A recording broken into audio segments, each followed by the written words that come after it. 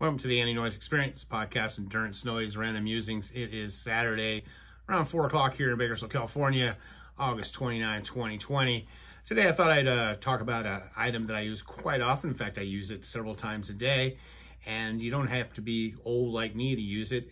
If you're a runner or any kind of athlete where you're trying to put on shoes every day, and nowadays shoes are expensive. You're spending hundreds of dollars on running shoes or cycling shoes. Especially cycling shoes, they're often difficult to get on and off. So a while back, I realized I was beating the hell out of my shoe counters, the heel counters on the shoes, and there's no need to do that. I'm already doing, 300, 400 miles a week in the shoes, and I go through them quickly. In fact, a hint, if you want to buy shoes and get good deals on them, go on eBay. I used to be a power seller on eBay, and now I pretty much buy all my shoes there as well. Mainly try to get the new ones, but I often buy used ones because I've realized that some people just buy them and don't like them, don't wear them a lot. And I go through a lot of shoes. And in fact, another tip I often tell athletes who are runners, especially runners, walkers, is don't use the same model all the time. I use the same brand. I run an Ultras, have since 2014. They give me great, I like the zero drop, I like the wide toe box. I was at across the years, and I was a Hoka person. I wore Hokas way before they got popular. They were like big, ugly, goofy looking things that look like Mickey Mouse hands, but the padding was great. But then when they got bought by a big company, they got skinnier and uncomfortable. Of course, they made them all cool and all different colors and stuff, but Hoka's pretty unwearable now. So I was at across the years in 2014, somebody ran by me in lap 1 of the race, and I was like, whoa, what are those? And I realized they were Ultras, and then I came home, and my friend at the time, Scott Newton, who's now running for council member in Pismo Beach, he owns Soul to Soul shoe stores. I said, I want these Ultras, and he ended up getting me a pair the day before the LA Marathon, the Olympus, their padded one, and I put them on and ran the marathon, and since then I've loved the shoe, and it works out great. So since I'm spending money on these shoes, and sometimes also just my flexibility in putting things on and off, it's difficult, I got this, which is a SHOEHORN. Now you can tell the tail of the thing is broke. I have a couple of these. I got one out in the bathroom where I put shoes on. I have one out in the patio, and I have one in my room because I'm often, my day-to-day, I'm definitely putting shoes on all the time. So like I get up in the morning, take Blanca for a walk and do my walk in the morning. So I put the shoes on then, and then I take them off, and then I'm out in the backyard. If I'm gonna ride my bike, I've got to put the bike shoes on.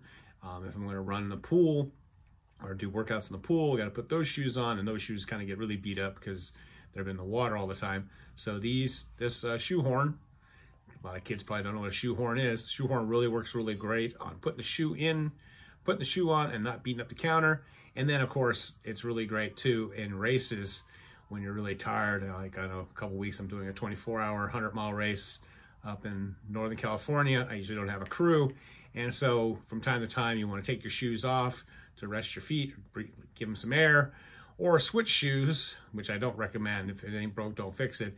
But I definitely like having the SHOEHORN because then, especially hour 20 of a 24-hour race or day 4 of a 6-day race, changing your shoes and putting your shoes on is difficult. And so the SHOEHORN works really great, and I highly recommend it. There's probably many of them. I got this one off of Amazon. I like the plastic, and unfortunately, this thing, the loop, always breaks off as soon as you get it. Some people on Amazon say it's kind of a cheaply made, but it works. It's not too expensive. I don't even know how much it is because right now it looks like you can't get it on Amazon, but we'll see. But yeah, it's 20 inches long, which is also kind of deceiving because it's 20 inches long if you count the strap. So it's actually 16. I guess there's some a little bit longer, but I would definitely get one of these. It's a way to keep your shoes from getting trashed and beat up because it's really hard. I mean, SHOEHORNs used to be a big thing because back in the day when people wore real leather shoes and cobblers made them, you definitely wanted to take care of them. Now the kind of shoes people just toss. But if you want to keep them in good shape and they have a little longer life, it's definitely something I would highly recommend. So this is my product review. Please like my YouTube videos if you could. And as always, stay healthy, be boring, not epic.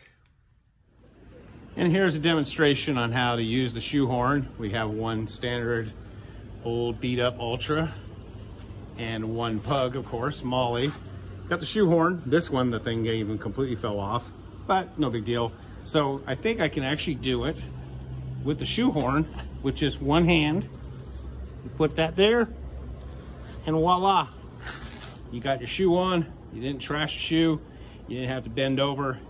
So it's very good to save your shoes and save some time. So as always, stay healthy, be boring, not epic.